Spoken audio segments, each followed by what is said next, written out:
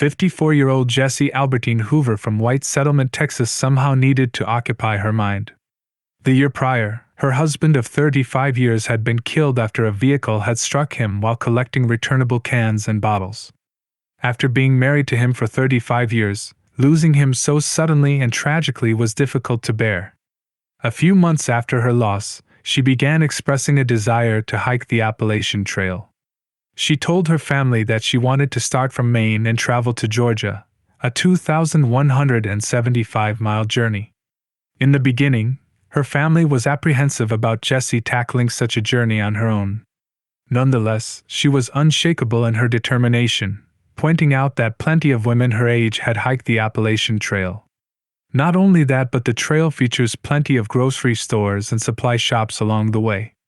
Additionally, plenty of friendly hikers are more than happy to give fellow hikers a helping hand. To sell the idea to her loved ones, Jessie drew up a comprehensive itinerary, including the primary resupply pickup locations and access points where she could have money wired to her. Being an epileptic, she contacted her doctor to devise a method to keep her epilepsy medication prescription filled. On May 16, 1983, Jessie began her hike in Maine, south of Baxter State Park. She was headed to the 100-mile wilderness. Each section of the Appalachian Trail is a grueling challenge in and of itself, but the 100-mile wilderness is the longest, wildest, and most demanding section.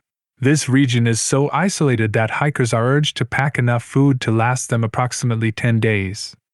This is because it takes most hikers between 6 and 10 days. However, it can take some people a little longer depending on their health, weather, and other factors. In addition, most hikers travel northbound, although it can be hiked in either direction. This means they reach the 100-mile wilderness toward the end of their hike at about the 2,149-mile mark. The wilderness along this section of the AT is breathtaking, with winding plank walkways that traverse over wetlands.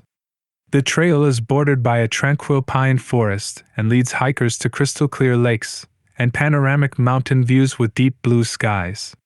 Assuming Jessie knew this, it's no wonder she chose to start her 2,175-mile hike here rather than in Springer Mountain in Georgia, as most thru hikers. To enter the 100-mile wilderness, Jessie most likely would have traveled the Apple Stream Trail until she reached the old Apple Gatehouse on the Golden Road.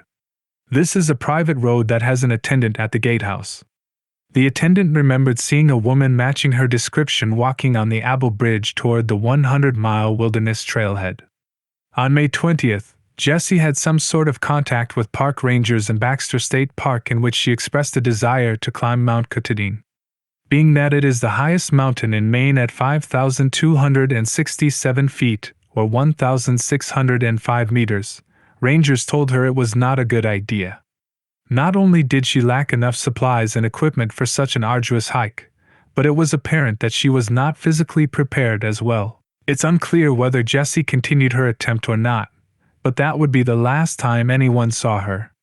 On July 11, 1983, nearly 2 months after Jessie was last seen, her sister phoned the Warden Service to report her missing. The Maine Warden Service immediately launched a search and rescue operation, hoping beyond hope that it was not too late. Investigators would soon find out that Jessie had not been well prepared, wearing inadequate clothing and having only beef jerky for food. The search team had its work cut out for them. Not only had it been nearly 2 months since anyone had seen Jessie, but they were facing a potential 15 million-acre search area.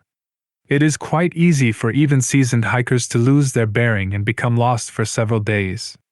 The foliage is dense, and some sections of the main trail are not well marked if at all.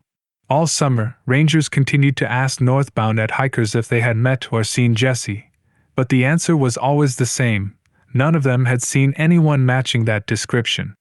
Compounding matters, the average temperatures in May in that region of Maine ranged between 48 degrees Fahrenheit, or 8.8 degrees Celsius, and 28 degrees Fahrenheit, or minus 2.2 degrees Celsius.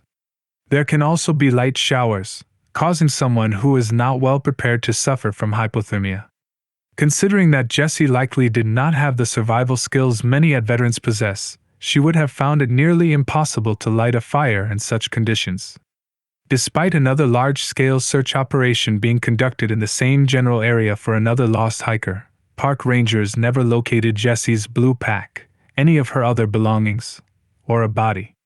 Another thing that inadvertently hampered search efforts was the fact that only 10% of through hikers start in Maine. Furthermore, they typically begin their hike in June when the weather is warmer. The other 90% start in Georgia in the spring since it takes between 5 and 6 months to complete. As a result, Jessie ended up starting her hike on one of the most secluded parts of the trail during a time of year when it is less traveled. Park rangers told her family that they had gone over the area with a fine-tooth comb. They added that each person in their woods is important, and that if she had been there to find, they would have found her. To the rangers, Jessie had simply vanished, not leaving a single clue as to where she could have gone or what could have happened to her. Oddly, Geraldine Largay, another woman who went missing along the garnered a lot more media publicity. The 66-year-old woman got lost in western Maine near Sugarloaf. Her and Jessie's cases were the only two disappearances along the that remained unsolved. That was until Geraldine's body was found on October 14, 2015, a little over 2 years after being reported missing.